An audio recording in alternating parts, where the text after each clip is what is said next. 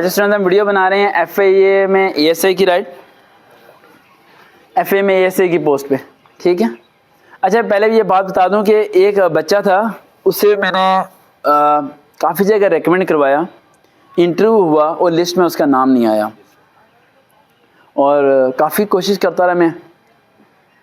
जो आपका क्वेश्चन था एक वो कि उसने पैसे क्यों डिमांड किए थे।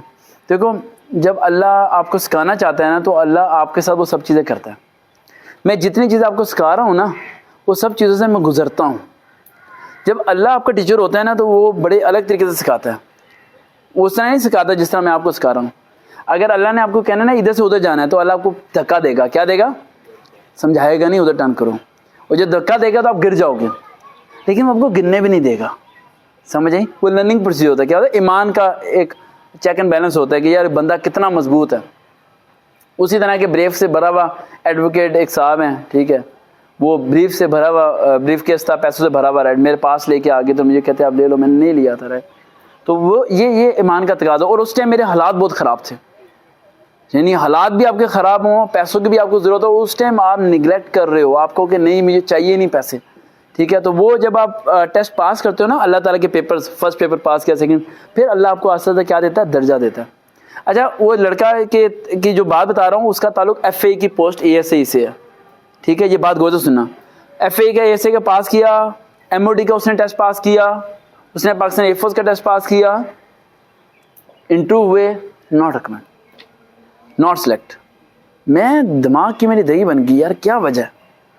फिर मैंने उसकी स्टडी की, हालांकि मैं आपकी एजुकेशन स्टडी करता ही नहीं किसी की भी, मैं तो तैयारी करवाता हूँ बस सिंपल। तो मुझे पता चला कि उसके मैट्रिक में D ग्रेड था। तो फिर मुझे पता चला कि अगर किसी भी बच्चे की किसी हिस्ट्री में, किसी डिग्री में एक भी D ग्रेड है, तो वो गवर्नमेंट जॉब के लिए एलिजिबल ही नहीं है, वो शॉर्ट लिस्ट पे आता ही नहीं पाता था। तो अगर आप में से किसी का भी ये क्राइटेरिया है, तो मेरे से सेपरेटली मिले, फिर मैं उसे एक तरीका बताऊँगा, उस तरीके से वो करे, कोटे सिस्टम में जाके करे, फिर हो जाएगा, वरना डायरेक्टली वो जॉब पे नहीं पहुंच पाएगा, और उसकी जॉब होनी भी नहीं है। समझ आ रही है बात? ये बात आपने दिमाग में रखनी है, समझ आ रही है? वरना नहीं उसकी हो पाएगी। यानी अगर किसी बच्चे का भी किसी भी डिग्री में D ग्रेड है, तो फिर उसके लिए काफ़ी ज़्यादा इशू है, फिर वो नहीं हो पाएगा। अब आते हैं FAA ASA की तरफ। FAA ASA वाले लिख लें, ठीक है, पॉइंट लिखना चाहते हो तो। FAA ASA वालों के लिए जो बता रहा हूँ वो सिंपल एक छोटा सा ट्रिक है, राइट।